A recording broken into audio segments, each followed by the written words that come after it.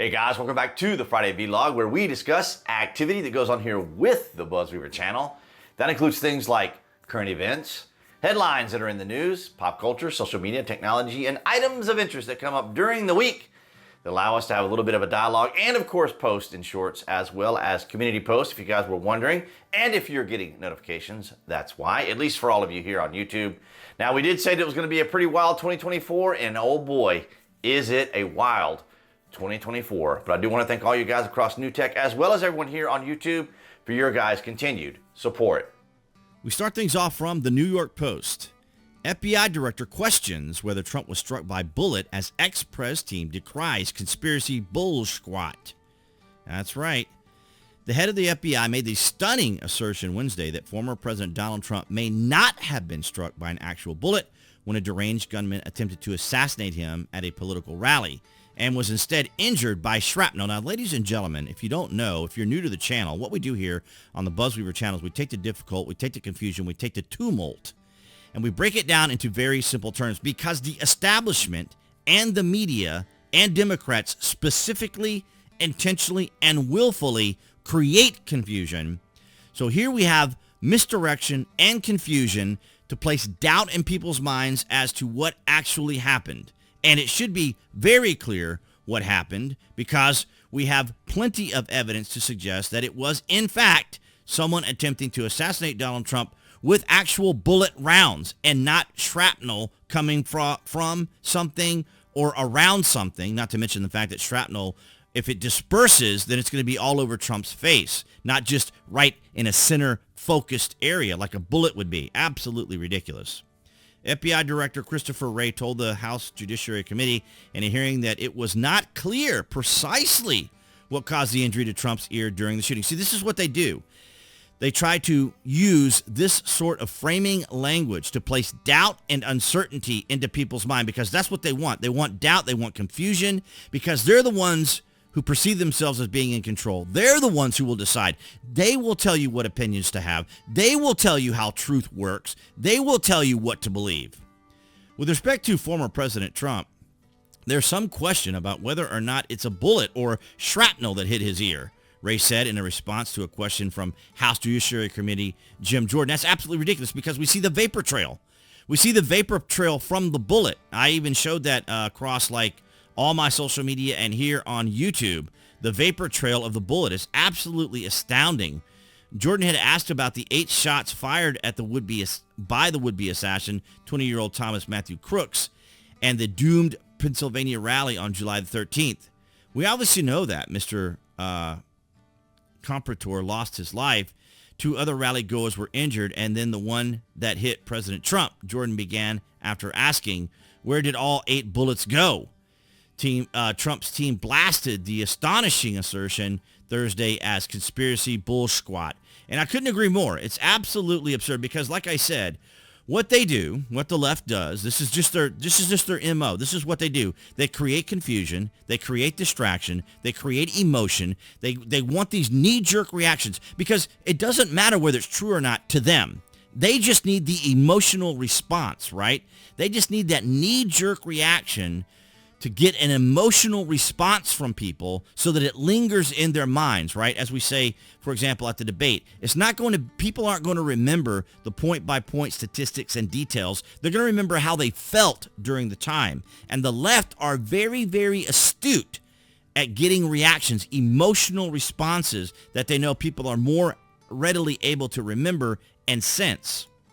So, from Newsweek, 1 in 3 Biden supporters think Trump's shooting might have been staged. Now, don't you find it fascinating that the left and the media and the establishment, they can make these assertions and it's not a conspiracy theory? Isn't that amazing? Because you make a rational, cogent argument about a situation or a circumstance. Say, for example, when I say the establishment, right? Or when I talk about certain activities and how the establishment works, and then some could consider that being a conspiracy theory. Well, here we have the left, the establishment media, outlining right here that 1 in 3 Biden supporters think Trump's shooting might have been staged. Now, of course, they do this because it's framing, but it's amazing. A new poll has laid bare how many voters believe the conspiracy theories swirling around the attempted assassination of Donald Trump over the weekend. 1/3 of those who support Trump's Democratic presidential rival Joe Biden said they believe the attack may have been staged and had never been intended to kill the former president. It's absolutely extraordinary, is it not? And here's the vapor trail, as I mentioned earlier. Clearly the vapor trail. Shrapnel goes all kinds of places. I'm sure you guys have dropped a plate or a glass or a light bulb or something that shatters, and you see the shrapnel go everywhere. And it doesn't go in one concise, precise area. It goes everywhere. And the bullets were very precise. So you see here from like the Newsweek article that I read, Newsweek suggests that Donald Trump was actually hit by a bullet. Okay, Newsweek suggests that Donald Trump was not actually hit by a bullet at his Pennsylvania rally. Why believe your own eyes when you can listen to the media's spoon feed you lies? Exactly. The media doesn't care whether it's truthful or not. They don't care whether they're presenting you with actual information. They want a reaction. They want eyes on product. They want you to believe what they say. They want you to just simply trust what they have to say because they know better. They are your betters. And it's absolutely extraordinary. From Amuse, MSNBC talking heads like Joy Reid are telling viewers that Trump staged the attack against himself, resulting in 34% of Democrats believing this lie. It's absolutely extraordinary, was it not? The attacks, the viciousness that came from the left when people were suggesting or outlining that Hunter Biden's laptop had, illegal material on it. And not only that, but that the laptop itself even existed because they were saying it was Russian disinformation, Russian misinformation. It's absolutely extraordinary because they consider that a conspiracy. And what about their Russian collusion story that never panned out? Remember the Russian collusion. It was a fabricated story. And yet where's the repercussion from that? Where are individuals investigating that? It's absolutely extraordinary, is it not? Because we have a firearm expert here. This is Brandon Herrera. And he went into full detail here about the near exact weapons used, how they were fired, what it looked like from the position of the shooter, the 𝐀𝐻𝐸𝐴𝐺 site that he was using. I don't think it was 𝐀𝐻𝐸𝐴𝐺, but it was similar to the 𝐀𝐻𝐸𝐺 site. What it looked like, what it would look like to the shooter, where Trump was. And you see a ballistic gel here of Donald Trump. Then, of course, they also do a ballistic gel of the actual shooter. It's absolutely extraordinary because it's not difficult to create the scenario and then illustrate how it works. But the idea that they would plant these doubt in people's mind is their MO. This is the way they operate. This is the way the left functions.